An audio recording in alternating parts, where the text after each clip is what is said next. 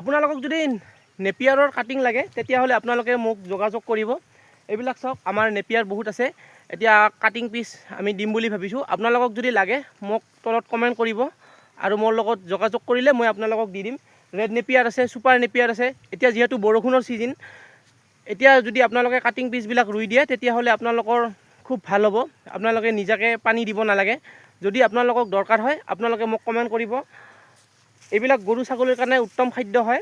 যদি আপোনালোকে ৰুব বিচাৰে তেতিয়াহ'লে আপোনালোকে এটা কমেণ্ট কৰি দিলে হ'ল। এইবিলাক বহুত ভাঙি গৈছে কাৰণ বতাহ ধুমুহা এইকেইদিন বহুত দি আছিল, সেইকাৰণে আপোনালোকক দেখুৱাই আছোঁ, চাই থাকক। এইবিলাক বহুত ভাঙি গৈছে কাৰণ ধুমুহা বহুত দিছিল। গতিকে কিছুমান মই কাটি ৰাখিছোঁ। যদি আপোনালোকক দৰকাৰ হয় মোক আপোনালোকে কমেণ্ট কৰিব। ৰেড নেপিয়াৰো আছে, ৰেড নেপিয়াৰটো অলপ কম আছে। এইবিলাক ছুপাৰ নেপিয়াৰ আছে বেছিভাগ, বহুত ভাল কোৱালিটিৰ হয়।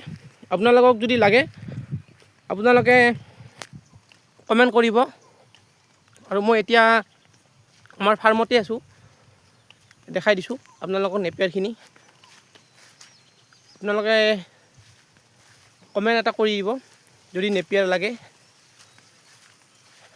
এইবিলাক চাওক।